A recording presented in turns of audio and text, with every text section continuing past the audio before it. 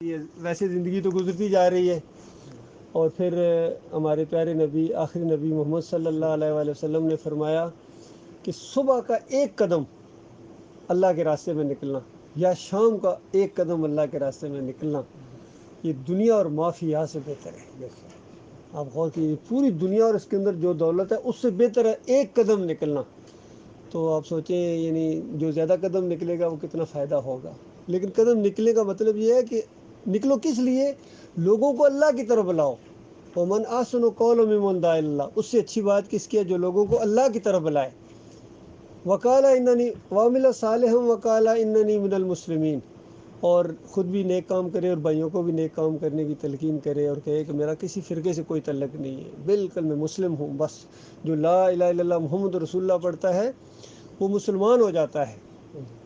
لیکن ساتھ ہی یہ ضروری ہے کہ شرک کو چھوڑے۔ اگر اللہ کے علاوہ کسی اور کو پکارتا ہے، کسی اور کی نظر و نیاز کرتا ہے، کسی اور کے سامنے جھکتا ہے، رکوع اور سجدے ثابت کرتا ہے، اس کو یہ چیزیں چھوڑنی پڑیں گی، تب وہ مسلمان ہوگا۔ اس کی مثال یہ ہے، بلکہ حدیث ہے نبی علیہ السلام کی، پہلے میں حدیث سناتا ہوں پھر میں آپ کو مثال بھی دیتا ہوں۔ نبی علیہ السلام نے فرمایا، یہ جو یہود و نصارہ ہیں نا، جو عیسیٰ علیہ السلام کو اللہ کا بیٹا کہتے ہیں یا عزیر علیہ السلام کو اللہ کا بیٹا کہتے ہیں، یہ لا الہ الا اللہ محمد رسول اللہ پڑھنے کے باوجود جنت نہیں جا سکتے ہیں جب تک یہ اپنے منہ سے یہ بات نہ کہیں کہ اللہ کا کوئی بیٹا نہیں ہے۔ جب تک اپنے منہ سے یہ نہ کہیں کہ عیسیٰ علیہ السلام اللہ کے بیٹے نہیں ہیں بلکہ اللہ کے بندے اور رسول ہیں، یہ کہیں گے تب ان کا لا الہ الا اللہ محمد رسول اللہ مانا جائے گا، ورنہ نہیں مانا جائے گا۔ اب یہ بات آپ بھی جس طرح سارا لا رہے ہیں، بالکل آپ سمجھتے ہیں اس بات کو کہ کیونکہ لا الہ الا اللہ کے اندر یہ بات شامل ہے کہ اللہ کا نہ کوئی باپ ہے، نہ اس کا کوئی بیٹا ہے، نہ اس کا کوئی اس طرح کا نور کا ٹکڑا ہے، وہ اللہ اکیلا ہے، لا الہ، اس کے علاوہ کوئی الہ نہیں ہے۔ الہ وہ ہوتا ہے جس کی مٹھی میں سب کچھ ہو، جو براہ راست سنتا ہے، اس کو الہ کہتے ہیں۔ تو لا الہ الا اللہ کا مطلب ہے کہ اللہ کے علاوہ کوئی نہیں ہے ایسا جو براہ راست ہماری پکاروں کو سنے، ہماری مشکلوں کو حل کرے، جو اولاد دے، جو عزت دے، جس پر بھروسہ کیا جائے، جس پر توکل کیا جائے، وہ ایک اللہ ہے، اس کے علاوہ کوئی اور نہیں ہے۔ اور محمد رسول اللہ، محمد صلی اللہ علیہ وسلم اللہ کے آخری رسول ہیں۔ یہ پہلے رسول یہی بات بتاتے رہے، ظاہری بات ہے کسی نے پہلا ہونا تھا، کسی نے دوسرا، کسی نے تیسرا، کم و بیش 1,24,000 پیغمبر آئے، آپ جانتے ہیں اس چیز کو۔ اور ہر دور کے اندر جس علاقے میں پیغمبر آتے رہے، انہوں نے اپنے اپنے دور کے اندر یہی بات کہی ہے کہ دیکھو اللہ کی بندگی کرو اور اللہ کی بات مانو۔ یہ جو دوسروں کے سامنے جا کے جھکتے ہو نا، کیونکہ انسان کمزور ہے، یہ سہارے ڈھونڈتا ہے۔ کبھی وہاں جناب کوئی مشکل مصیبت آ گئی، وہاں کسی درگاہ کے اوپر کوئی یہ جا کے لیٹ گیا، کوئی سجدے کیے، کسی پیر کی پنڈلیاں دبائیں، کوئی اس طرح کا معاملہ، کوئی تعویذ لٹکا لیتے، وہ سہارا ڈھونڈتے ہیں۔ تو انبیاء یہ بتاتے رہے کہ یہ والا سہارا جو تم زمین کے اوپر ڈھونڈتے ہو نا، اس طرح نہیں ہے، یہ غلط، یہ شیطان تمہیں کہتا ہے۔ تمہارا سہارا ایک ہے، وہ جو عرش کے اوپر مالک ہے، وہ سہارا ہے تمہارا، اس کی طرف تمہارا دھیان جانا چاہیے۔ یا اللہ مدد، یا اللہ خیر، یا اللہ مشکل کشا، اللہ پر بھروسہ رکھو۔ مشکل مصیبت ہے، صبر کرو، جس طرح بھی آپ کی چوٹ لگی ہے، صبر کرو، علاج کراؤ، ساتھ صبر کرو، یہ کسی کی بات نہیں ہے۔ اب آپ کو اہمیت ہوئی ہوگی اللہ کی، یہ کتنی بڑی نعمتیں ہیں، ہاتھ پاؤں جب تک صحیح سلامت تھی، ہم نے کتنا اس کا شکریہ ادا کیا۔ یہ جو اس نے تھوڑی سی تکلیف دے کہ اگر وہ اپنی طرف آپ کو کھینچ لیتا ہے تو یہ بھی آپ کے لیے رحمت ہے۔ کتنی بڑی قیمت ہے ایک انگلی، ذرا اگر کسی مزدور کی انگلی، چیچی انگلی، چھوٹی انگلی جسے کہتے ہیں، اگر یہ خراب ہو جائے تو مزدوری نہیں کر سکے گا، ٹخنا خراب ہو جائے مزدوری نہیں کر سکے گا، آنکھ کے اندر ایک تنکا چلا جائے تو بڑے سے بڑا کاریگر، ماسٹر، کٹنگ ماسٹر، تنکا کان میں، آنکھ میں تنکا چلا گیا، نہیں کام کر سکتا۔ دیکھیے یہ ساری باتیں، ساری یہ کس کی دی ہوئی آنکھیں، کان، ہاتھ، پاؤں کس کے دیے ہوئے ہیں؟ اللہ کے دیے ہوئے ہیں۔ ہمیں روزی اللہ دیتا ہے، تو ہمیں اللہ کے سامنے جھکنا چاہیے، ہمیں اللہ کو پکارنا۔ یہ نبی اپنے اپنے دور میں کہتے رہے، اب کسی نبی نے نہیں آنا، یاد رکھیے 1500 سال پہلے محمد صلی اللہ علیہ وآلہ وسلم نے یہی بات کہی تھی اپنے لوگوں کو۔ لوگ دشمن بن گئے تھے، اپنے رشتہ دار دشمن بن گئے تھے، علاقے سے نکال دیا تھا، نکلو ادھر سے، ایسی ایسی باتیں یہاں نہ کرو، تم گستاخ ہو، تم ولیوں کے گستاخ ہو، تم بزرگوں کے گستاخ ہو، تم انبیاء کے گستاخ ہو، صابی ہو، صابی کہتے تھے، بے دین ہو، تمہارا دین ہی کوئی، اپنے آپ کو دیندار کہہ رہے ہیں، محمد صلی اللہ علیہ وسلم اور ان کے ساتھیوں کو بے دین کہہ کے علاقے سے نکال رہے ہیں، پھر وہاں جا کے مارنے گئے، جنگیں شروع ہو گئیں، اندازہ لگاؤ۔ یہ ساری تاریخ ہمارے سامنے ہے. آج اصل میں 1500 سال گزرنے کے بعد ہم مسلمانوں نے پھر وہی سب کچھ کرنا شروع کر دیا ہے جو شرک کرنے والی قومیں کرتی تھی. یہ بگڑے ہوئے مسلمان ہیں. اس وجہ سے پوری دنیا میں کوئی آپ کی عزت ہے بتائیے؟ بحیثیت مسلمان کی عزت ہے دنیا میں؟ پوری دنیا میں کوئی نہیں ہے نا. جس جگہ دیکھو مار پڑ رہی ہے، مسلمانوں کو مار پڑ رہی ہے. خود اپنے ملک کے اندر دیکھیں، ہمارے اپنے محافظ جو ہیں ان کا رویہ کیا ہے؟ لاٹھیاں اٹھائے برسا رہے ہوتے ہیں عوام کے اوپر، اور عوام ان کو لن تن کر رہی ہوتی ہے. ہمارا جو عدالتی نظام ہے وہ آپ کے سامنے، سارا سسٹم آپ کے سامنے، سیاسی نظام آپ کے سامنے، مہنگائی کا کتنا زور ہے. یہ ساری چیزیں کیا ہیں؟ یہ اللہ کے عذاب ہیں، اور عذاب شرک کی وجہ سے ہے. تو کیا یہ اچھا نہیں ہے کہ ہم اللہ سے توبہ کر لیں، معافی مانگ لیں؟ اللہ تعالیٰ خود قرآن کے اندر کہتا ہے، آپ خود قرآن پڑھو، اللہ تعالیٰ کہتا ہے اگر یہ میرے اوپر ایمان لائیں اور میرے سے ڈر کر زندگی بسر کریں، میں زمین اور آسمان کی برکتوں کے پرنالے کھول دوں ان کے اوپر. بتاؤ یہ کوئی جھوٹی بات ہے؟ یا تو کہو یہ جھوٹ ہے، یہ ایسے ہے، ایسے دل بلانے کے لیے اللہ نے کہا ہے. اور نہیں، سچی بات ہے. اصل میں پریشانی ہماری طرف سے ہے، ہم نے اللہ کو اس طرح نہیں مانا ہے جس طرح ماننا چاہیے. اللہ تعالیٰ کہتا ہے وَأَنْتُمُ الْأَعْلَوْنَ إِن كُنتُم مُؤْمِنِينَ، تم سربلند رہو گے، عزت دار رہو گے اگر تم مومن بن جاؤ. دیکھو شرط لگائی، اگر تم مومن بن جاؤ یعنی مجھے ماننے والے بن جاؤ، تمہاری عزت ہوگی پوری دنیا کے اندر. تو عزت نہیں ہے تو کیا مطلب ہے اس کا پھر؟ کیا اللہ کے فرمان میں کوئی غلطی ہے؟ ہماری طرف سے غلطی ہے. مومن نہیں ہے، صحیح طریقے سے مومن نہیں ہے. جس طرح ہندو اپنے مورتیوں کے سامنے جھکتا ہے، مسلمان اپنے مزاروں کے سامنے جا کے جھکتے ہیں یا نہیں جھکتے؟ قبروں کے سامنے جھکتے ہیں. مورتی، یہ بھی مورتی پوجا ہے. اپنی مورتی کو ہم نیچے لٹا کے پوجتے ہیں، وہ اپنی مورتی کو کھڑی کر کے پوجتا ہے. اور شیطان نے ہمیں یہ بتا دیا دماغوں میں کہ وہ مورتی پوجا کرتا ہے، تم تو مورتی پوجا نہیں کرتے ہو نا. یہ بس شیطان نے ڈال دیا ہے. میرے پیارے بھائیوں، اس کو شرک کہتے ہیں. اور اگر اسی پر جس کی موت آ جائے، نمازوں کے باوجود، روزے عمرے کے باوجود، اس کو ہمیشہ کی آگ میں رہنا پڑے گا. یہ کتاب اللہ کا آخری فیصلہ ہے. جو کچھ اللہ کی کتاب سے میں سمجھا ہوں، حدیث سے سمجھا ہوں، وہ میں اپنے پیارے بھائیوں تک یہ پہنچانے آیا ہوں. کیونکہ اللہ کا حکم ہے کہ پہنچاؤ، ایک دفعہ پہنچاؤ دو، تاکہ ان کے کانوں نے یہ بات سن لی ایک دفعہ، کل قیامت کے دن مجھے نہیں کہہ سکیں گے کہ مجھے کسی نے بتایا نہیں تھا. اس لیے ہر مسلمان کا یہ فرض ہے کہ اس بات کو پہنچائے.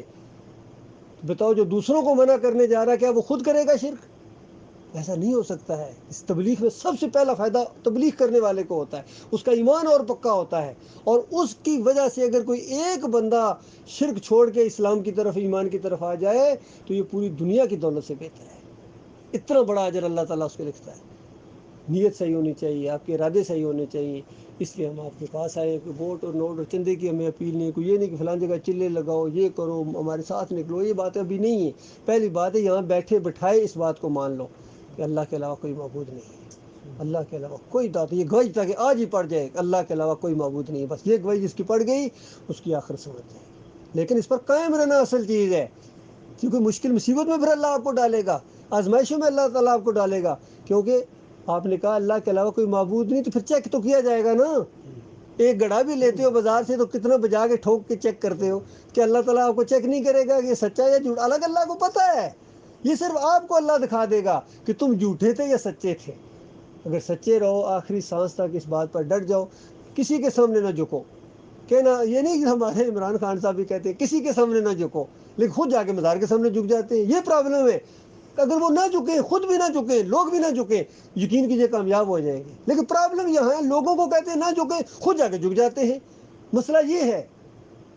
یہ نہ کریں، شرک نہ کریں، کسی کی نظر و نیاز نہ کریں، کسی کی پکارے نہ، یا علی مدد کی پکار، یا رسول مدد کی پکار، یا غوث مدد کی پکاریں لگاتے ہیں. یہ شرک ہے اللہ کے ساتھ. تعویذ گنڈا پہننا شرک ہے. اللہ پر بھروسہ رکھنا چاہیے ہمیں. اس پر اگر دعوت دیں تو لوگ جھگڑا بھی کرنا چاہیے، جھگڑے بھی ہوں گے، لڑائیاں بھی ہوں گی. یہ جھگڑا بڑا پسند ہے اللہ کو. باقی بھی ویسے بھی تو جھگڑے ہوتے ہیں، ویسے نہیں جھگڑے ہوتے، ویسے بھی لڑائیاں ہوتی ہیں. اور ایک لڑائی یہ ہے کہ اللہ داتا یا بندہ داتا، اس پر لڑائی شروع ہوگی، اس پر جھگڑا ہے، اس پر ناراضگیاں ہیں، اس پر دوستیاں بن بھی رہی ہیں، دوستیاں ٹوٹ بھی رہی ہیں. اللہ اس کو پسند کرتا ہے کہ میرا بندہ میری وجہ سے جھگڑ رہا ہے. یہ بندہ دو عالم سے خفا میرے لیے ہے. مالک ایسوں کی قدر کرتا ہے. اس ایمان کے ساتھ جب آپ جائیں گے اللہ کے پاس تو اللہ تعالیٰ نے بڑی بڑی بادشاہیاں آپ کے پاس. یہ دیکھیے کمرہ چھوٹا سے، بڑی بڑے محلات اللہ نے تیار کر کے رکھے ہوئے. یقین کرو خوشیاں خوشیاں وہاں ہوں گی. اس ایمان کے اوپر آخری سانس آئے تو، اگر آخری سانس سے 1 منٹ پہلے بھی اس ایمان کو چھوڑا، پچھلا سارا ختم ہو جائے گا. اللہ ایسا غیرتی رب ہے.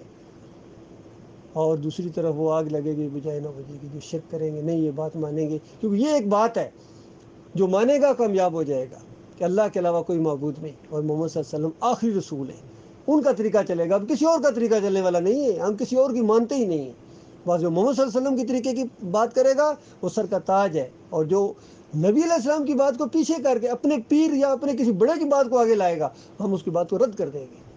نبی علیہ السلام نے فرمایا قبروں کو کچا رکھو، بتاؤ یہ میری کسی مولوی سے جا کے پوچھو نبی علیہ السلام نے فرمایا یا نہیں فرمایا؟ فرمایا، جب فرمایا پھر کیا تمہیں ہوتا ہے، کیوں نہیں بتاتے ہو لوگوں کو؟ کیوں لوگوں نے قبریں پکی کی ہوئی ہیں؟ نبی علیہ السلام نے فرمایا گنبد نہ بنے مزار نہ بنے، مولوی صاحب بتاؤ حدیث ہے صحیح ہے نہیں؟ ہاں جی حدیث تو صحیح ہے جی، اور پھر کیوں نہیں بتاتے ہو مسجد کے اندر یہ لوگوں کو کیوں نہیں بتاتے ہو؟ کیوں شرک کرتے ہو، تھپکی دیتے ہو زیادہ اور ساتھ ملے ہوئے ہو، عرس اور میلے کرا رہے ہو؟ کسی مولوی نے کبھی زبان کھولی ہے صحیح طریقے سے؟ جس طرح یہ لوگوں یہ مسئلہ ہے نہیں کرتے ہیں، اصل میں دین کو چھپاتے ہیں، اس وجہ سے آج ہمارے مسلمانوں کی درگت بنی ہوئی ہے، پوری دنیا کے اندر ذلت ہے، خواری ہے، وزیرستان میں دیکھیں کیا ہو رہا ہے، پاکستان میں ادھر کیا ہو رہا ہے، کشمیر میں کیا ہو رہا ہے، فلسطین کی دیکھیں آج پھر ہر روز بمباری ان کے اوپر ہوتی ہے، کیوں؟ انہوں نے اللہ کو چھوڑ دیا ہے، ایمان کو چھوڑ دیا، عقیدے کو چھوڑ دیا ہے، اس وجہ سے ہم آپ کے پاس آئے ہیں، کیونکہ اللہ کا حکم ہے، یقین کیجیے اللہ کا حکم نہ ہوتا ہم کبھی آپ کے پاس نہ آتے، کیونکہ اللہ تعالیٰ کا حکم ہے ہر بندے کو کہ دیکھو تم بتاؤ مانے یا نہ مانے، منوانا آپ کی ذمہ داری نہیں ہے، ایک بھی نہ مانے۔ اور میں آپ کو بتاؤں نبی صلی اللہ علیہ وآلہ وسلم نے فرمایا قیامت کے دن کتنے انبیاء ہوں گے، ان کے ساتھ 2 امتی ہوں گے، پوری زندگی دعوت دیتے رہے 2 امتی، اور کچھ انبیاء ہوں گے پوری زندگی دعوت دیتے رہے 1 امتی، اور کچھ انبیاء ایسے ہوں گے نبی علیہ السلام نے فرمایا اکیلے کھڑے ہوں گے پوری زندگی دعوت دیتے رہے، ایک بندہ بھی نہیں تھا جو ان کی بات کی کہ ہاں یہ سچ کہہ رہا ہے، سارے کہہ رہے تھے جھوٹ ہے جھوٹ ہے جھوٹ ہے جھوٹ ہے۔ تو دیکھو وہ نبی تو کامیاب ہو کے چلے گئے، اور اگر میری اس بات کی دلیل قرآن سے چاہتے ہو کہ آپ نے کتنی بڑی بات بتا دی بھائی، یہ کیا بات کہہ دی آپ نے کہ نبی ہوں گے ان کے ساتھ امتی کو نہیں ہوگا، یہ آپ نے قرآن سے بتائیں۔ سورہ یاسین پڑھو، سورہ یاسین کے اندر اللہ تعالیٰ کہتا ہے 3 نبی 1 امتی، ایک ہی بستی کے اندر 3 نبی، پہلے ایک آیا پھر لوگوں نے بات نہیں مانی، اللہ نے دوسرا نبی بھیجا پھر بھی لوگوں نے بات نہیں مانی، اللہ نے تیسرا نبی بھیجا پھر بھی لوگوں نے بات نہیں مانی، ایک امتی نکلا اس کو بھی لوگوں نے شہید کر دیا، قتل کر دیا۔ یہ بھی منظر ہوگا یا نہیں کل قیامت کے دن؟ 3 نبی کھڑے ہوں گے ساتھ 1 امتی کھڑا ہوگا۔ تو یہ تعداد کا چکر نہیں ہے، کوئی مانے یا نہ مانے، اکثریت نے نہیں مانا، یہ میں پہلے سے آج آپ کو بتا دوں، اکثریت نے اس بات کو نہیں، ایسی بات ہے ہمیشہ اس کی مخالفت ہوئی ہے، اور لیکن ہمت اور جمے رہے، کیونکہ زندگی ایک دفعہ ملی ہے، ہمارے مالک اور خالق کا یہ معاملہ ہے، ہمارے آخری رسول محمد صلی اللہ علیہ وسلم کا یہ انداز تھا، ان کو مطالبہ کیا جاتا تھا ہم آپ کو سونے چاندی کے ڈھیر لگا دیں گے، ہم آپ کو بادشاہ بنا، یہ بات نہ کہیں، نبی علیہ السلام کہتے تھے یہی کہوں گا، ایک ہاتھ پر سورج رکھ دو ایک پر چاند رکھ دو تب بھی یہی بات کہوں گا، یا تو میری جان جائے گی یا دین غلبہ پکڑے گا، یہ بات غلبہ پکڑے گی، تم نہ مانو اور مانیں گے، اللہ اوروں کو پیدا کر دے گا۔ تو پھر غلبہ پکڑا یا نہیں پکڑا اس بات میں، کس طرح اس دعوت میں پھیلی ہے، دعوت اسلام کا دبدبا ہوا ہے، اور کافر اور مشرک دبے ہیں، لیکن اس کے بعد آہستہ آہستہ پھر وہی شیطان کا وار ہوا، اب بھی اگر دوبارہ یہ بات اٹھے آج بھی وہی اللہ یقین کیجیے، اور وہی آخری نبی محمد صلی اللہ علیہ وسلم کی یہ بات ہے، ان کا یہ انداز تھا، ہم ان کی امتی ہیں، ظاہری بات ہے وہ نہیں گھبرائے تو ہم کیوں گھبرائیں، یہ بھی ایک سنت ہے، کہتے ہیں سنت سب سے بڑی سنت یہ ہے نبی علیہ السلام کی، اللہ کو اکیلا مانا جائے، توحید مانی جائے، اور پھر سنت ہے جماؤ دکھایا جائے، ڈرا نہ جائے کسی سے اس معاملے میں۔ یہ معاملہ ہے میرے پیارے بھائی، آپ نے بہت ہی دلچسپی کے ساتھ یہ باتیں سنی ہیں، آپ کے اوپر اللہ رحم کرے، اللہ تعالیٰ ایمان خالص ہم سب کو، آخری سانس آئے ہم سب کا تو ایمان خالص کے اوپر آئے، جو کمی کوتاہی ہے مالک اس کو دور کرے، اور یہ